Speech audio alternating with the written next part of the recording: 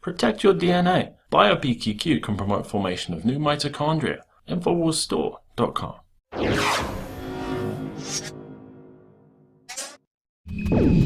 Welcome back. Joining me now are Margaret Howell and Owen Schroyer. We're going to talk about what will happen if Hillary is removed or if she drops out for medical reasons.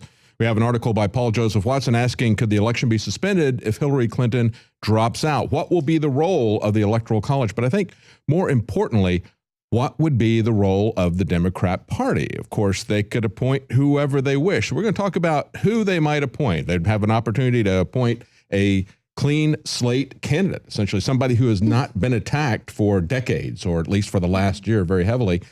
Pretty much anybody that they could put in would be more electable, says Cokie Roberts. She said that today on NPR. She said there's a movement within the Democrat Party saying anybody could do better against Donald Trump than Hillary Clinton. So there's some people apparently who are very anxious to have her replaced.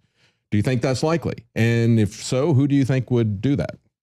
Well, it's amazing that they're finally breaking rank. You know, she was supposedly indestructible. It turns out, you know, even they're admitting that she's one of the most hated candidates in U.S. history. You know, nobody likes her, even her own party. But conveniently, David, would you say she's deplorable? She's deplorable. Yeah. It definitely is after this weekend. Yeah. Conveniently, this is happening when the news of her, you know, she's knocking on death's door at the same time. You know, oh, by the way, yeah, we hate her too, but she also might be dead in a month. So, well, you know, it was just about 3 days ago that they were pouring cold water on any discussion of her health. It was a conspiracy theory, of course. Rachel Maddow picking that moment to attack Infowars for discussing the concerns about her health. And yet now that's all they can talk about. So is it likely that they're going to put somebody else in? And who do you think would be the most likely people that they would take? I think it's funny, before we get to that, how we've seen the mainstream media's talking points get spun on their head. Hillary is obviously unhealthy. And if we remember, they were saying that Trump could never beat Clinton. There's no chance. We can't put Donald Trump in there. He can't beat Clinton. That's being proven wrong again. The Democrats are realizing that. Personally, I don't see them going with anyone else other than Hillary. Hillary is the one they wanted. They put her in this position. They knew her health was bad. If they wanted someone else, they would have already done it. Now it's almost too little too late. Unless, as Paul Joseph Watson pointed out in his article, you know, she falls off the table or whatever happens, and then they scrap the election. They either give it to Obama or, as he points out, the Electoral College just goes ahead and puts a candidate in without having any voting. I think that's probably more likely than them putting another candidate in there right now. I don't think, actually, now he quotes U.S. News and World Report for saying the Electoral College could choose the next president without an election. I don't think that can happen. My understanding of the Constitution is that the Electoral College is chosen on the basis of the election. It's a winner-take-all state by state. Each candidate, each party has a slate of electors that will go to the Electoral College if that candidate wins a state election. So I don't think that they would know who they could send as electoral. Each party has its own slate of electors. Like, for example, in North Carolina, it used to be 12 matches the number of congressmen that they had. So they had 12 electors for each of the political parties that was on the ballot. So they wouldn't know which ones to send. They would have to have an election. But I think in terms of whether or not it's likely, just remember that it was, maybe a month ago that all the Democrat talking heads, mainstream media were saying the Republicans are just going to have to get rid of Donald Trump. That's all there is to it. That, you know, these guys, we want them to win, so we want them to get another candidate besides Donald Trump. I don't think they're going to get Hillary Clinton out of there as long as she's breathing. Right. I don't think she will give this thing up. She is too ambitious. She has wanted this all of her life. And quite frankly, folks, if you want to punish Hillary Clinton for her crimes, for what she did in so many different areas, whether it's Benghazi or whether it's the email scandal exposing all of our security issues, if you want to get even with her, we're not going to send her to prison, but you can keep her out of the White House. That would essentially kill her. Okay, she is so ambitious, has wanted this so much, she will not give up if she's still breathing. Even if she dies the very next day that she's in office. That's right. Yeah, she's going for the Guinness Book of Records. Okay, as long as she can check off the mark and say, "I was the first woman elected," she can die happy. So don't let that happen. Okay, but.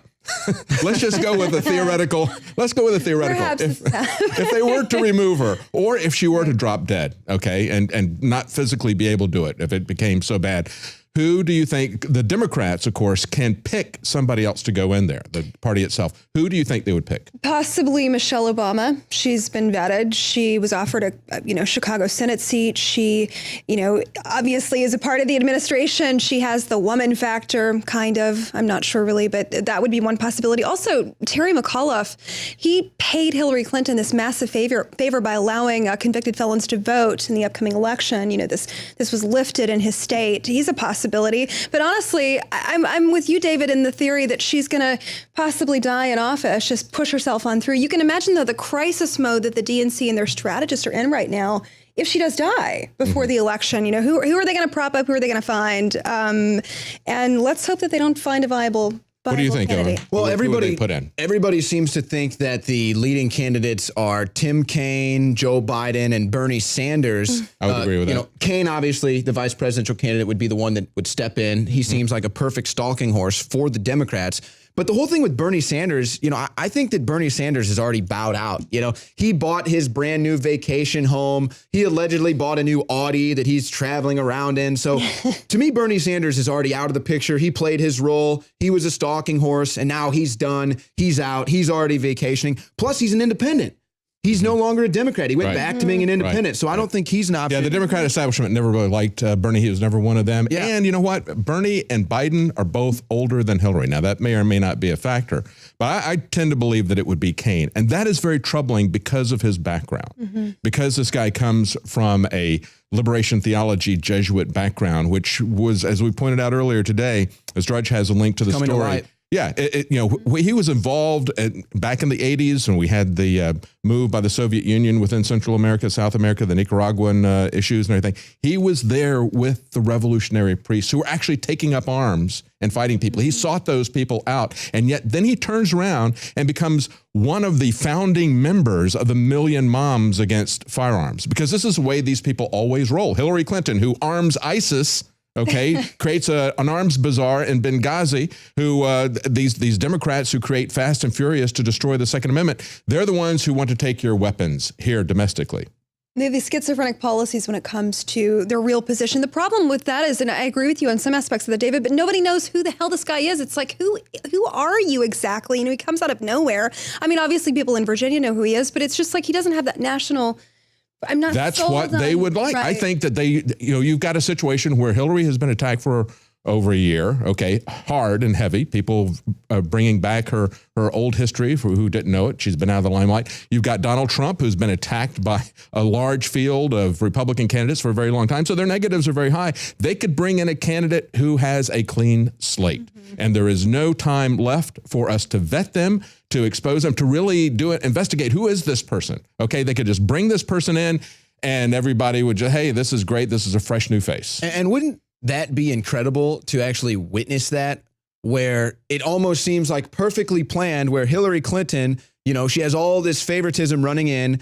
Then the year goes by, she faints, she coughs, all the scandals come out. She's deplorable. She's dropping in the polls.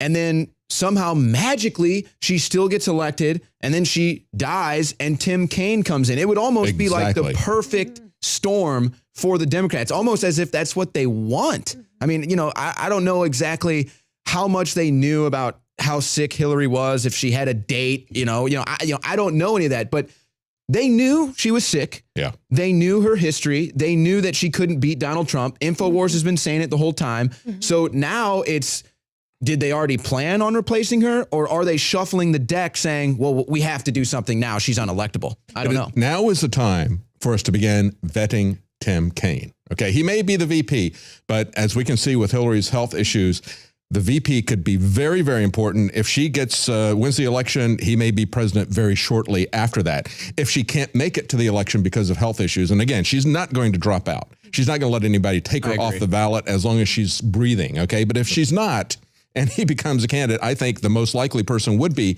Tim Kaine. We need to start looking at this guy right now and understanding who he is. I think that is a very important thing for us to understand. And real quick, I think that the Democrat constituents need to ask themselves, are we really about to elect a person that has to be placed in a van, that goes limp and has to be picked up and placed in a van? I'm surprised that the Democrat constituents aren't raising more an issue of this. You talk about how shameless her Secret Service is. I mean, deny till you die. cover What up. kind of your philosophy of life is that? You'd think that there would be some semblance of honesty at this point, just a shred. No, it has shown exactly who and what she is. It's the same thing we saw with Benghazi. Remember, they gave us a ridiculous narrative and continued that even after it was exposed to be false. That's precisely the way they've reacted this time. Well, that's all the time that we have for the Infowars Nightly News tonight. Join us again tomorrow at 7 Central, 8 p.m. Eastern for the Infowars Nightly News.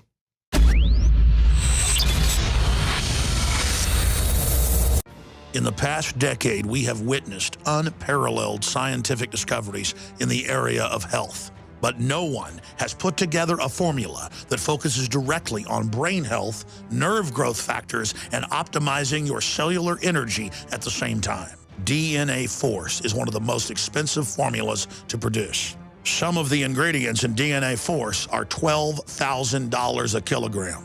We are using the coveted, patented, only American source of PQQ, CoQ10, and more. You want the best that's out there at the lowest price anywhere? Well, we're bringing you a total win-win. The ultimate value, cutting-edge, trailblazing game changer that also supports the InfoWar. We have produced a limited run of DNA Force, and it will take up to 12 weeks to produce more once we sell out. Secure your DNA Force today at InfoWarsLife.com or call toll-free 888-253-3139.